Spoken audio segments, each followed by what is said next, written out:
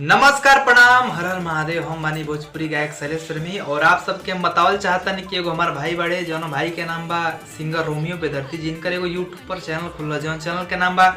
सतरंगी प्रेम स्टूडियो। तो जितना लोग शैलेश को दिल से देखते हैं, सुनते हैं, प्यार करते हैं, आशीर्वाद देते हैं, हम चाहते हैं कि चैनल को ढेर सारा प्यार आशीर्वाद दीजिए और चैनल को लाइक कीजिए, शेयर कीजिए, सब्सक्राइब कीजिए, क्योंकि उस चैनल पर आपको ढेर सारा अच्छा कंटेंट देखने और सुनने को मिलेगा।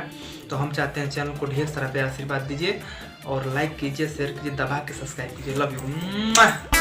लागल बाहुन चरपहाई जनी हमसे अफेयर कर अब बैठा सटके लगे तो नीचे और जवानी से और अब बैठा सटके लगे तो नीचे और जवानी से और अरे ना हो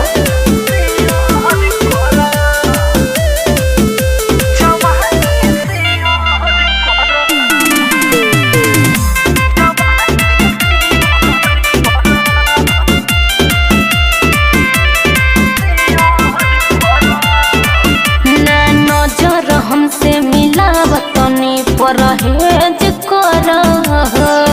ना कर तू बाबू छेड़े खानी न बात न भेज कर कहिला जात बड़ू तो कहे शर्मात बड़ू हम तू भैया के साले रिलेशन में खास बड़ू बात सब कोई केयर कर अब बैठा सटके लगे तो नीचे और जवानी से और अब बैठा सटके लगे तो नीचे और जवानी से और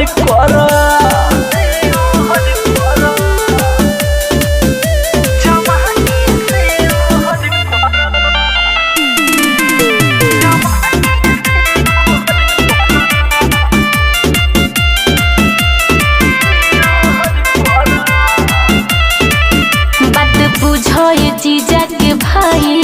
ई जवानी न भेटाई इतना बाटे नया सा बाबू खाइल फफिया मिठाई से लहर छुए अच्छा सले सवा तो पे मुए ये सिलपी नियराया ई का हो तनी हम के छुए सब बुझता है दिलवा के ना प्यार कर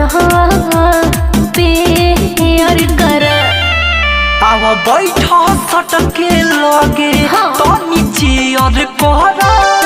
जवानी से और अब बैठा सटके लगे तो नीचे और जवानी से और ना हमरा इंटरेस्ट नहीं है।